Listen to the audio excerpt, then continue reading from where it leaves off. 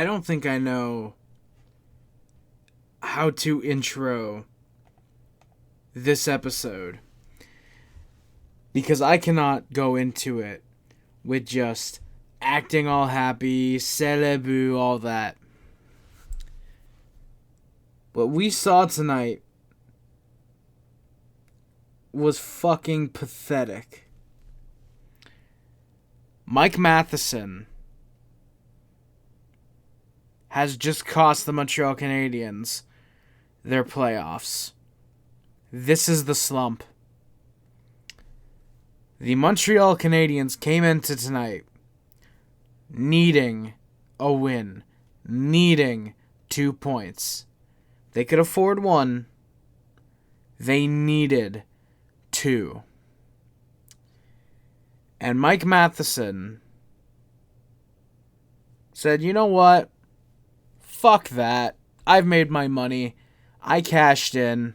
I'm getting $6 million for the next 5 years. I can coast. I don't need to play hockey. I don't need to work hard. I have $6 million guaranteed every year.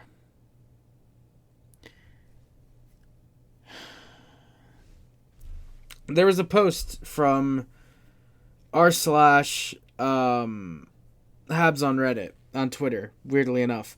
And they were mentioning that on the game-tying goal, there was a clip of Marty St. Louis, and he was not happy with Alex Newhook on the game-tying goal.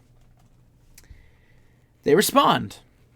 As I'm recording this, 11 minutes ago, but by the time this gets posted, probably about 2.5 hours ago, there is no clip of Habs coach Marty St. Louis yelling at Mike Matheson on the bench after his brutal turnover.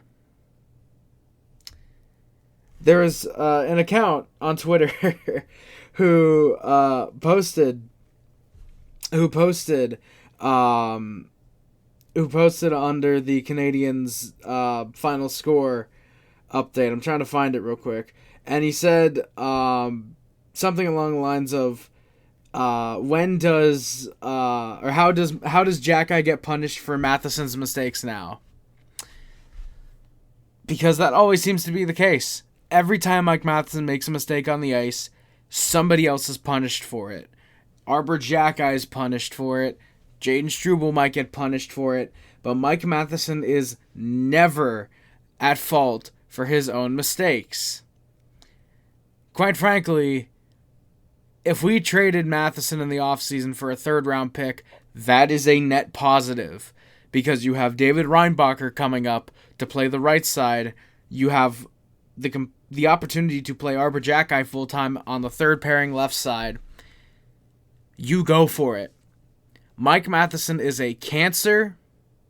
Mike Matheson is quite possibly one of the worst defensemen playing defense I've seen since Erik Karlsson back in Ottawa. Mike Matheson is pure garbage. He's washed up. He's useless in his own zone. And the fact that he still gets 27 minutes a night is absolutely disgusting. The fact that Mike Matheson gets to play professional hockey for the Montreal Canadiens is a spit in the face to every other player who has ever put on the Montreal Canadiens jersey. Now, Mike Matheson seems like he might be a good guy, seems like a cool dad, but on the ice, he is the most frustrating pile of shit I've seen since the days of Jordy Ben. This is a guy who 2 years ago put up 60 points. This guy put up 60 points last year. And 2 years ago, sorry. And 2 years later, he's lucky if he gets 40. He had 11 goals, 62 points. The year before that, he had 34 points in 48 games. He was on pace for another 60-point season. And he's only getting about 2 to 3 minutes less. Last year, he had 30 points. He was horrible last year. What do we do this year? We re-sign that at $6 million until he's 37. Mike Matheson is 37 when his next contract ends. It is absolutely insane that management looked at the type of player Mike Matheson is and what the Canadiens need for the future and said, you know what? We do need a pile on the third pair for 5 years.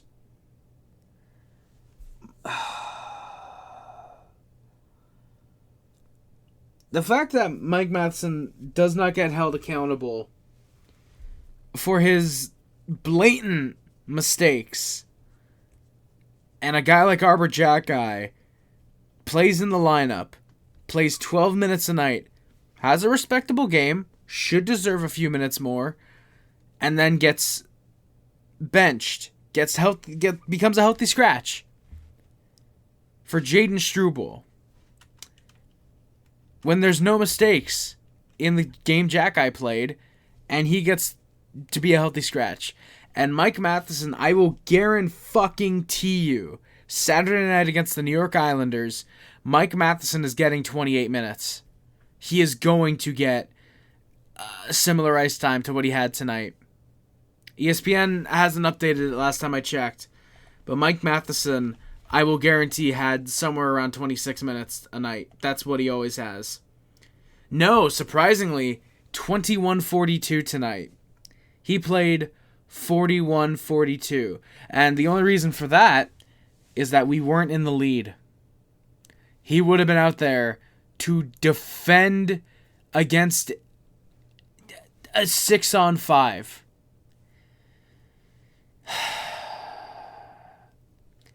Mike Matheson is now on a 5-game pointless drought. He is a -3 in his last 5 games. A -1 3 different times. The other 2 games he has been just a flat 0. And this guy gets to play 21 minutes a night, 22, 23 minutes a night.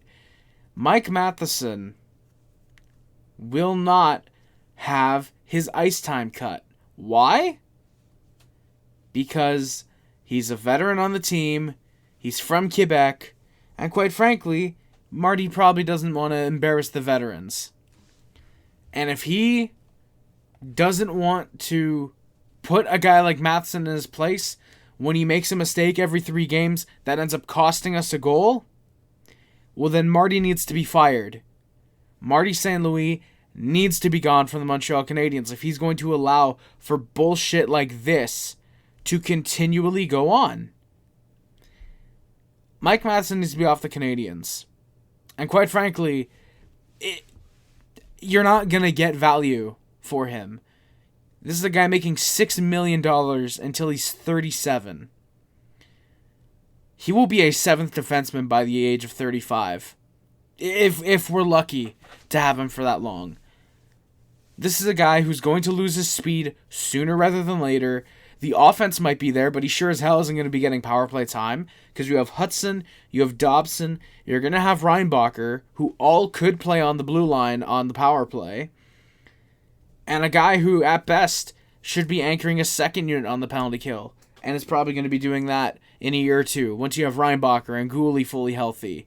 Once you have these guys playing, you're not going to have a need for Matheson on the top pair. You paid top price, $6 million, for a third pairing defenseman who's going to be getting 17 to 18 minutes a night if we're lucky.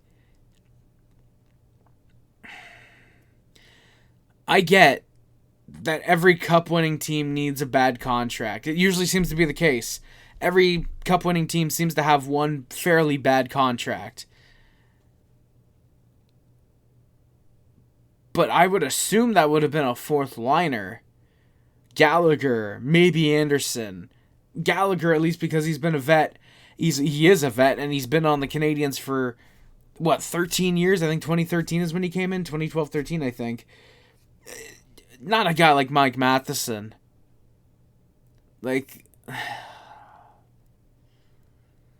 And to think that this guy, had he hit the open market on July 1st, probably could have gotten 7 to 8 million. This guy could have gotten a good bit more. And 6 million is still an overpayment for him. Alright, well, I guess call that the cold open. C'est la boue, everybody. Welcome to the HabWrap. 10 minutes into the episode. My name is Harry Rice. You are listening to the usually friendliest and funniest source for anything and everything related to the Montreal Canadiens. Tonight, we played a game of hockey. What a big surprise. Against a division rival, Detroit Red Wings, who both teams come into this game needing a win. The Canadiens come into this game just 2 points back of the Tampa Bay Lightning, who have 2 games in hand and also on a huge slump right now, while the Detroit Red Wings come into this game back 2 points, still in a wild card spot, but back 2 points of third in the Atlantic Division. And spoiler, because I'm sure you can tell by my 10-minute rant on Mike Matheson, the Red Wings win this game, and now the Canadiens are in a 3-way tie for third in the Atlantic. And the only reason they are still third after tonight is because we are lucky enough to have a game in hand on both Boston and Detroit, who, yes, both won tonight. It can never be easy for the Canadiens to make the playoffs, can it? Last year, it was down to the wire, had to win Game 82, lucky enough to win it, and for Detroit to completely choke and lose their game. I know, I think they won their... No, they lost it. They lost it because if they had won, we still would have made playoffs, I believe, but... Yeah. So... Yeah, tonight against Detroit, a slobber knocker up until the final 4.5 minutes. A very, very fun game. A great game. Until Mike Matheson happened. The opening lines for the Canadiens were Caulfield, Suzuki, Slafkovsky, Newhook, Kapanen, Demidov, Bolduc, Evans, Texier, and Veleno, Dano, Gallagher. On the blue line, Matheson, Dobson, Struble, Hudson, Gooley, Carrier. So the only change being, of course, Veleno is now in. Josh Anderson, not a healthy scratch. He is actually out day-to-day. I believe they said a lower body injury. It might have been upper, but I believe they did say lower body injury. So, yeah. Veleno's in. Andy's out. And Dobes, he gets another start after a very, very good game against the Boston Bruins. Detroit, he gets the start there. And Jacob Fowler will back him up. You assume he might start Saturday. I assume they want to do a 50-50 split. But with Dobes' game tonight, I won't be surprised if they give him the third straight start. But we shall see. The opening lines for the Red Wings were DeBrincat, Comper, Kane, Perron, Finney, Raymond, Van Riemsdyk, Casper, Appleton, and Sean Dries Leonard. Sorry, I just start yawning when I think about the Detroit Red Wings. Edmondson, Sider, Sherratt Folk, and Johansson, Bernard Docker on the blue line. John Gibson obviously gets the start for the Red Wings, and Cam Talbot continues to back him up as he has done all year. To start the game, there's a shot saved by Dobes early on. Finney ends up sending the rebound off the post, so the Wings could have opened the scoring very early in the game. Habs iced the puck moments later. There's a Raymond pass almost through the crease, no goal there. Caulfield goes the other way. There's a shot that gets held. Suzuki goes across to Slav, and a good save by Gibson. Hudson gets let in. He almost splits the D, but the shot gets blocked. A rebound ends up getting covered by Gibson very quickly. There's a Dobson shot shouldered away. Demidov has a nice dangle, but there's a cycle that eventually ends up out of play. Bernard Docker ends up going after Jeannot off of a tip shot being saved. 4.5 in, the shots are 6-1 Montreal. Habs are very much pouring it on early. And it would sort of stay that way through the game, except Detroit would start adding in some shots later as well. Spoiler. Struble ends up getting shoved down. He turns into it at the last second. The Habs pressure shortly after. Wings have a couple quick chances. There's a puck battle that ends up leading to a shot on Dobes. That's out of play. Dobson has a shot. He looks for the rebound, but that gets cleared.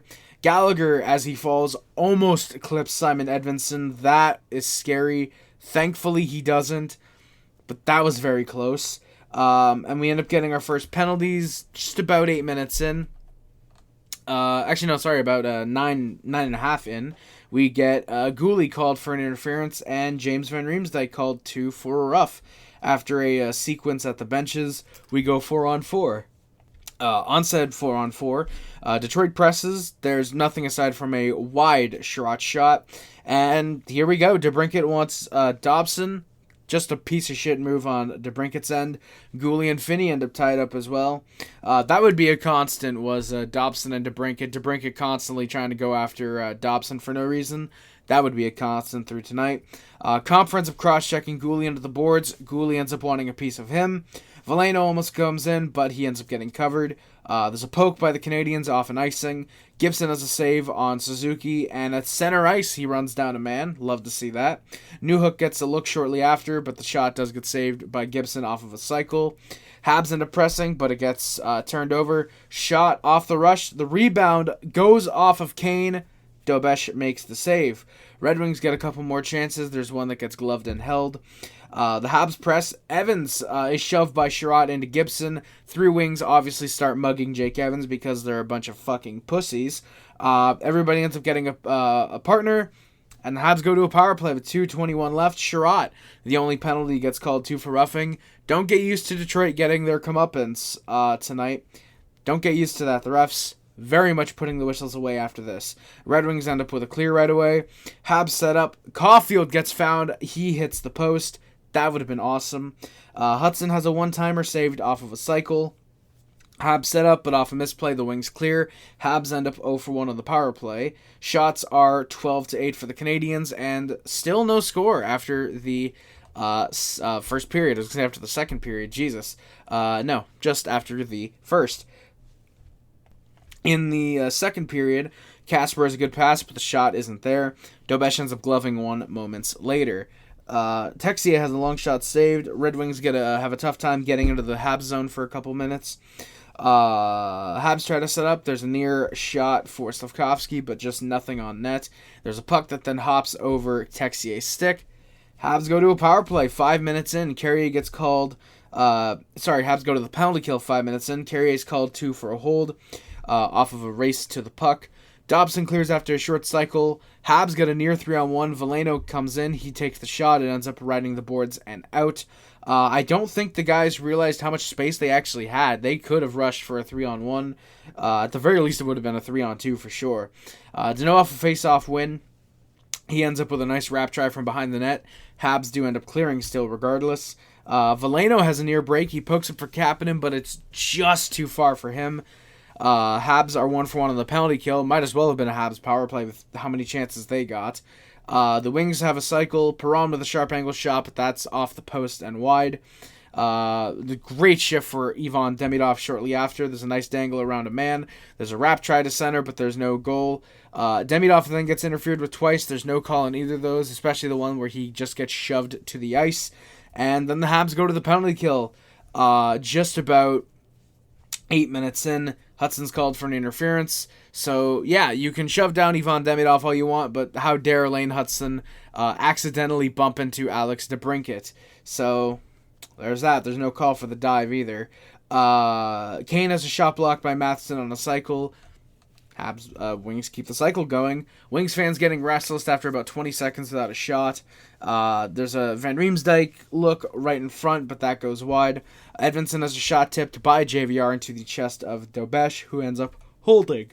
There's a Falk slapper that goes wide. There's a look for, I believe it was Andrew Comp, who was back in the lineup tonight for the Wings. I forgot to mention it, but his first game back in, I believe it was 6 games, I believe he missed, with an injury. Wings fans, correct me if I'm wrong, please and thank you. The Habs do, regardless, go 2 for 2 on the penalty kill. And Kopp ends up poking at Dobes off of a diving save. Everyone finds a partner again, and the game felt like the playoffs at this point. Very intense. Both teams trying not to make a mistake, but both teams also going for it. Very, very good period for both teams. Very fun as well. Slafkovsky gets hit along the boards. Lots of back and forth. Slafkovsky, I believe, has a hit along the boards, is what I say there. Lots of back and forth. Habs are lucky to not get called for a hold on Kane's stick. Dobes then nearly plays the puck in the trapezoid. Very lucky there. Dobes has a long wrister held on a rush. Gallagher and Veleno ends up shoving around with Sheldon Dries. I believe it's actually Dries, not Dries. My apologies. There's a fourth line press off the rush. A hold at the line. Deneau goes around the boards. He ends up trying to wrap it. Wings end up getting it out, but just end up icing it instead. Habs with a huge bit of pressure. There's a miss too many men on Detroit and a near offside missed as well. Third line gets some momentum. There's a look for Bolduc at the side, whacking at a puck. Gibson can't clear it. Shortly after, Habs go to the power play. There's a hold called on Mo Seider with 2.5 left. And the boys would score just 12 seconds in. That's right. Off the draw, it's found. Suzuki finds Caulfield at the side of the net. Tries to bounce it in front. It takes a hop. Slafkovsky gets on it. And he scores his 25th of the year. Juraj Slafkovsky with 2:15 left in the second period finally opens the scoring. Buries it bar down. A beauty of a shot. Perfect pitch shot. And the Canadiens take the lead. Slafkovsky scores from Caulfield and Suzuki. That's awesome. Habs are 1-for-1 on the power play. Top line press trying to extend the lead. Caulfield ends up losing a puck. Suzuki gets shoved by Kopp into Appleton, who goes down.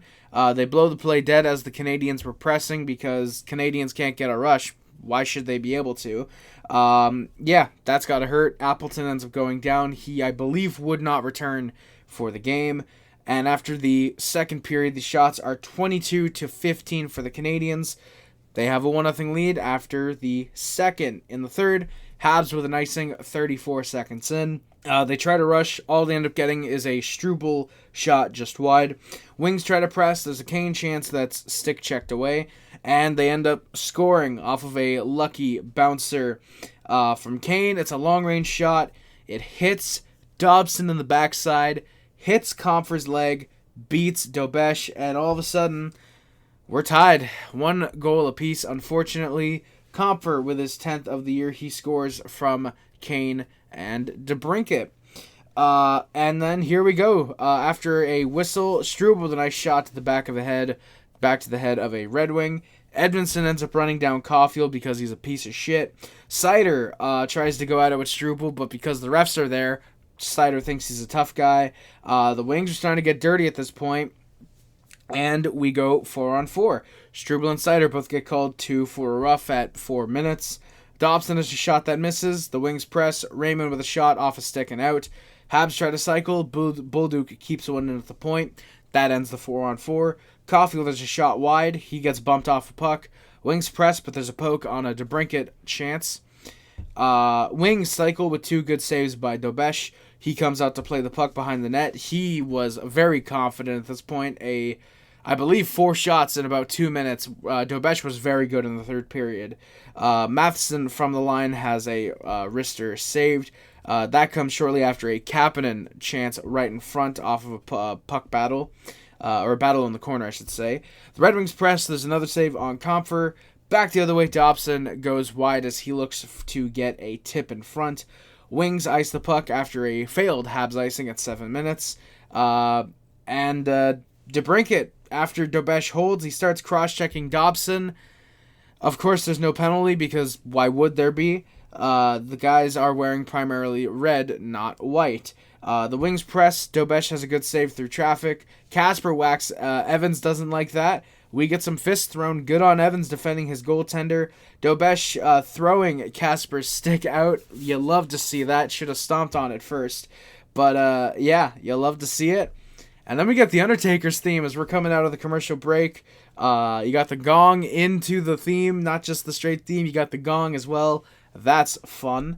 The Habs are playing a very great game up until this point. Texie ends up getting tripped. There's no call. Doesn't matter. Habs pressure. Hudson goes to the net. Him and Bolduc end up poking at a puck. Evans can't get another rebound with 4 minutes left. Almost made it 2-1 Canadiens. The puck ends up getting cleared. It's in the Canadian zone.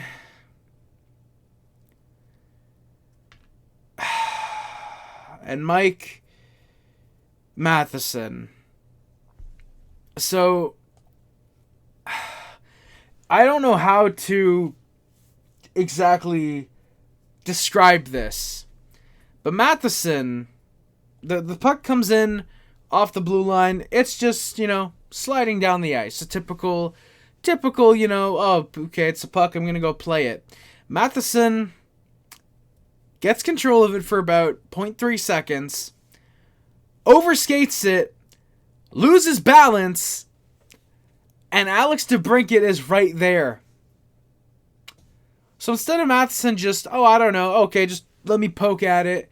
Let me poke at it and go the other way in case DeBrincat also gets a stick on it. Doing something because he can see, I believe it's Nick Suzuki, is back with him, basically. Instead of doing that, he says, let me try and conceal the puck. I'm probably going to go behind the net, go for a line change. He loses the puck, falls over himself. DeBrincat gets in all alone. Forehand, backhand, and he scores. Red Wings with the easiest goal of their season. Jakub Dobes has 0 chance on that goal. Now listen, I get it's John Gibson. It's the Detroit Red Wings. You should be able to score 5 on them easily. But if Mike Matheson is going to be the reason that we lose hockey games, could he not have done this while we were in a fucking rebuild? Could he not have done this in 2023, 2024? I get, we still end up with Juraj Slafkovsky, we still end up with Ivan Demidov, we still end up with, Lane Hudson, we still end up with these guys. But when you think about it, in 2023, we could have picked Reinbacher at third. We could have picked him at second. We could have picked Leo Carlsson. If the balls fall our way, if Matheson is doing the bullshit he's doing now, when he's getting overplayed, when he's getting overworked, could have had Connor Bedard. And now, David Reinbacher, going to be an elite defenseman. He's going to be a great top pairing guy with Lane Hudson, obviously. I'm not saying he was a bad pick because, quite frankly, he wasn't. He was the best player available. You took the BPA. But just the idea of this team potentially having Cole Caulfield, Nick Suzuki, Juraj Slafkovsky, Ivan Demidov, Alex Zarovsky, Michael Hage, and Connor Bedard tickles my fancy. The idea that we could have had an elite, a league-ending top 6 instead of just a pretty damn good top 6 like we'll have in the future.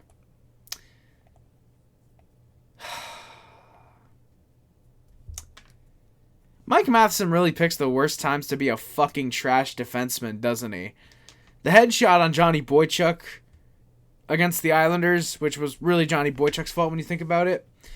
The countless offensive plays where he's too aggressive. The defensive plays where he's not aggressive enough and doesn't make the smart play.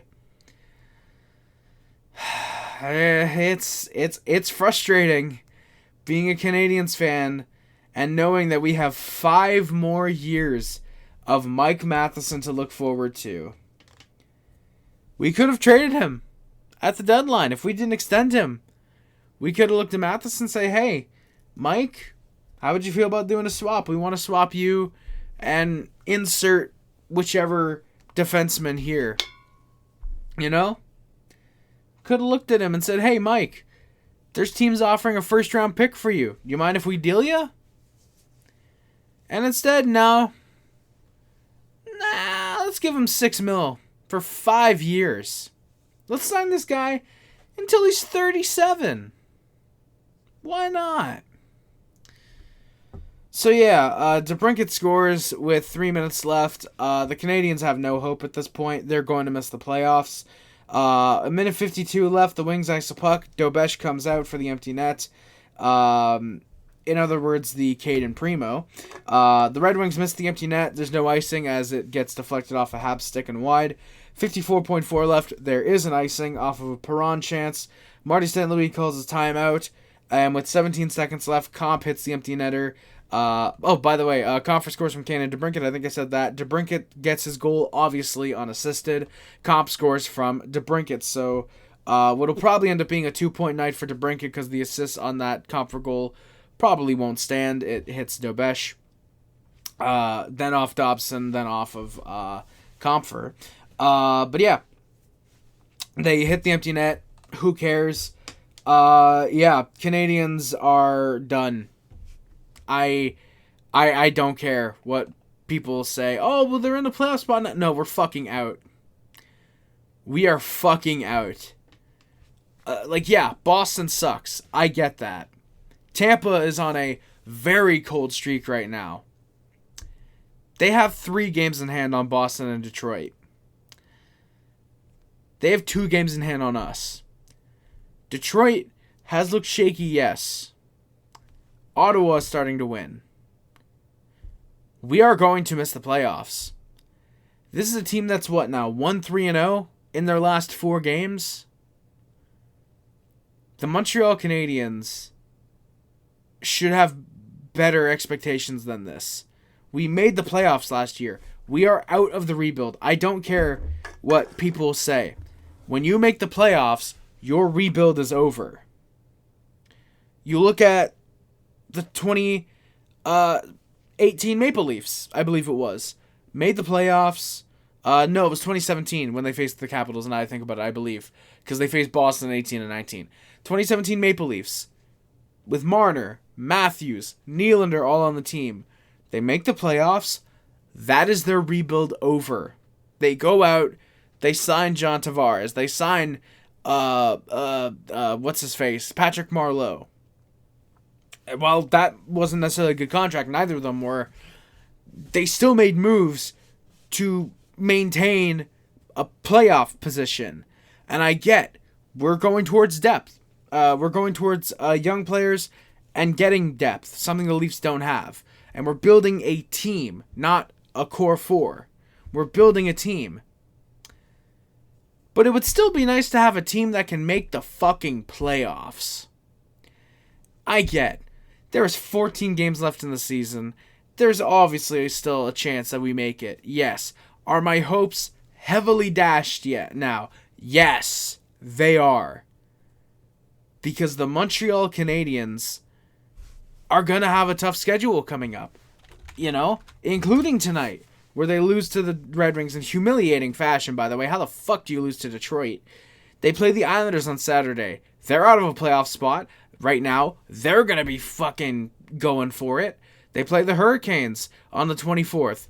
That's going to be a tough game because the Hurricanes are kind of good in the regular season. They play the Blue Jackets on the 26th. They're on a heater right now. They play the Preds on the 28th, which, okay, yeah, sure, should be an easy game, considering it's the Predators. But after that, it's back to the Hurricanes, back to the Lightning, who are not going to be slumping by that point anymore. They play the Rangers, who, okay, that should be an easy game. They play the Devils, who, look at that, are on a little bit of a fucking heater right now. They play the Devils in a home and home, no less. They play the Panthers, who are the Panthers. No matter how bad they are, you're still going to fear them because it's Florida. Look at that. They play Tampa again. They play the Blue Jackets on the 11th, and then they end their year with the Islanders, and then a mercy game against the Flyers, who, look at that, are 7-2-1 right now in their last 10. The Montreal Canadiens, at most, are going to back their way into the playoffs. There are at most 4 easily winnable games here. The Predators, the Rangers, and you could argue the home and home with the Devils, who again are 7-3-0 right now. I will include the Flyers. I will give you one of the games against the Devils and the Flyers game. There are 4 winnable games for the Canadiens. The rest of them, pure 50-50. The rest of those games are a 50-50 at best for the Canadiens to win. This is a team that I thought had to go 500. They just had to go 500, and they're going to make the playoffs. You know, coming out of the break. I don't think we're going 500. We are going under.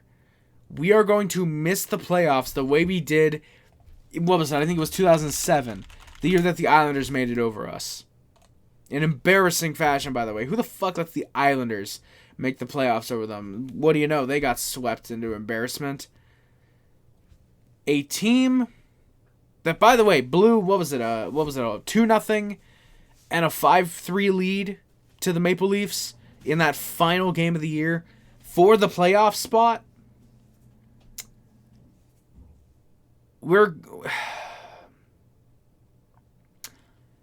The Canadiens are not good this year. I get we have 37 wins. We also have 10 loser points. I get Pittsburgh has 16. The Blue Jackets have 11. You take out those loser points, the Islanders are in the playoffs, and probably the Flyers are in the playoffs. You take out the loser points, the Canadiens are out of the playoffs.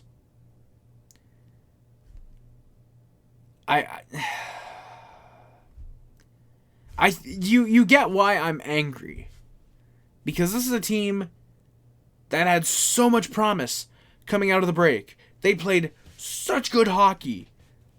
And then the trade deadline hit, and the Canadiens refused to make any moves. The Canadiens refused to trade their first-round pick for a talent that helps them now. I don't give a fuck about 4 years from now. Trade a first for Blake Coleman. Trade a first for Nazem Kadri. Trade a first for any of the fucking centers that were out. Ryan O'Reilly, Steven Stamkos, whoever. Make moves to improve the fucking team. I don't give a shit what Brendan Gallagher does for the heart and soul. He is trash on the ice. Trade him with a third. Go get a second-round pick. Use him as a cap dump. Trade, as much as I like him, trade Line A 50% retention. Get that extra cap. And then go out and get a veteran to help this goddamn team. Go out and trade a second-round pick for Rasmus Ristolainen. Trade a second and Philip Mazar, if you will. I don't give a shit if Laval wins the Calder Cup this year. Sure, it'd be nice, and I'm probably going to watch if they go on a run, because the Canadiens sure as hell aren't. But I want the Canadiens to win a cup more than anything. I don't give a shit about Laval if Montreal also has playoffs going on at the same time. I would much rather the Canadiens trade 2 first-round picks, get on a run, eventually lose in the conference finals, over do nothing, get guys who are going to be third-liners on this team with draft picks, and they're a constant second-round exit, for example. I would rather win now and sacrifice the future over consistent meh in the playoffs year after year. Which I get, we're not going to be that. We are going to win a cup in the next decade. But if we can win a cup this year, instead of waiting 9 years, I think it's safe to say you'd rather win the cup now And I get, we're not a cup contender right now, but that doesn't matter. You make one move, one good move, that puts you right there. For the Canadiens, it was 2, because clearly all it took was Jacob Fowler being called up for the Canadiens' goaltending to mostly be solved. Because Dobes has been playing great since Dobes got called up, since Fowler got called up. Fowler's played good since he got called up. All you needed, a trade for a guy like Ristolainen, 6th defenseman, good penalty killer, plays defensively, and a middle 6 forward. You could argue top 6 guy, but if you're keeping that line of Caulfield, Suzuki, and Slafkovsky together, you just need a second line talent. Go out and trade for a Steven Stamkos. Go out and trade for a Ryan O'Reilly. Who gives a shit if he doesn't want to get traded? Go out, see if Nashville at least have him consider a trade to Montreal. You go out and you find someone who wants to win a cup. You go out and you acquire Blake Coleman or Nazem Kadri, or hell, you do the Galli and Laine trades, you move for both of them. The way that Colorado circled back at the last second, you could have been that team.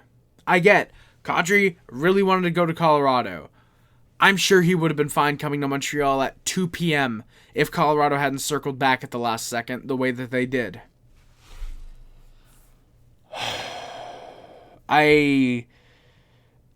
Yeah, we're going to end it here because I think I've said a lot. And we're going on 40 minutes.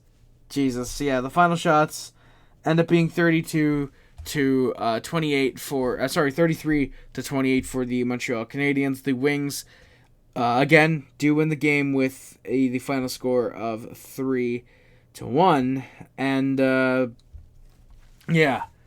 We're going to get the stats, obviously. We're going to do those, and then we are going to work our way on out for the night. So, of course, obviously, Nick Suzuki leads the Montreal Canadiens in points. He has 24 goals and 57 assists for 81 points. He is on a 5-game point streak with 3 goals and 4 assists in that span. Cole Caulfield with 40 goals and 29 assists for a very nice 69 points. He snaps a 3-game goal streak, but has a 4-game point streak now with 3 goals and 2 assists in that span. Lane Hutson with 11 goals and 58 assists for 69 points. Juraj Slafkovsky, 25 goals and 32 assists for 57 points. He has a 5-game point streak with 2 goals and 3 assists in that span. Ivan Demidov with 14 goals, 38 assists for 52 points. Noah Dobson, 12 goals, 33 assists for 45 points. Oliver Kapanen, here we go. 20 goals, 13 assists, 33 points. He is on a 5-game pointless drought. Mike Matheson, 6 goals, 27 assists for 33 points. He is on a 5-game pointless drought. Zach Bolduc, 10 goals, 16 assists for 26 points. He is on a 28-game goalless drought. And he is on a 5-game pointless drought. Josh Anderson, who was out tonight again, 13 goals, 9 assists, 22 points. Brendan Gallagher, 6 goals, 15 assists for 21 points. Again, he unfortunately did snap the 5-game pointless drought last game. Or pointless, no, 5-game, he did, no. Whatever I said last game, I forget. Jake Evans with 10 goals, 10 assists, for 20 points. He is on a 4-game pointless drought. Alexander Texier, 8 goals, 12 assists for 20 points. Alexander Carrier with 7 goals and 13 assists for 20 points. He is on a 6-game pointless drought.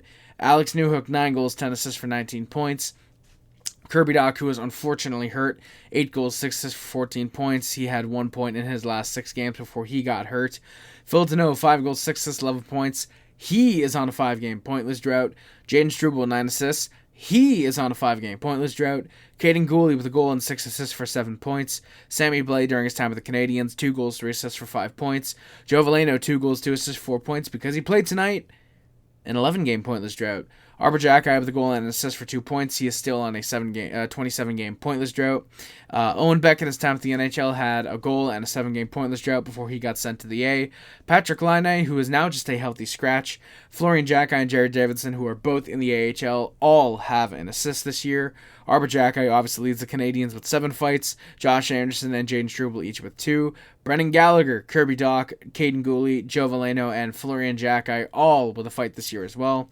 Jakub Dobes leads the Canadiens with a 22-8-4 record, a 2.91 goals against average, and an 893 save percentage.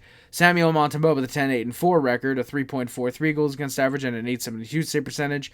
Jacob Fowler with a 5-5-2 record, a 2.69 goals against average, and a 902 save percentage. As well as the lone shutout for the Montreal Canadiens this year. So yeah, that is, again, going to do it for this episode of the HabWrap. Thank you all so much for watching. Please do not forget to like, comment, and subscribe. And if you're on YouTube, hit the follow button. If you're on Spotify, Amazon, wherever you might be listening to the podcast on. And please, as well, do not forget... don't forget to share the podcast with anybody who you think might enjoy listening, such as a fellow Montreal Canadiens fan, a hockey fan who's looking for a Montreal Canadiens podcast, and, of course, anyone who you think might enjoy listening to some fat kid from Quebec rant about the Montreal Canadiens for 45 minutes after every game. Again, that is going to do it for this episode of HabWrap. Thank you all so much for watching. My name is Juraj, and always remember, no matter how good we were last year, how good we are like this year, or how great we'll be in the future, go Habs go, Allez Montreal, and say it with me, everybody, c'est la boue.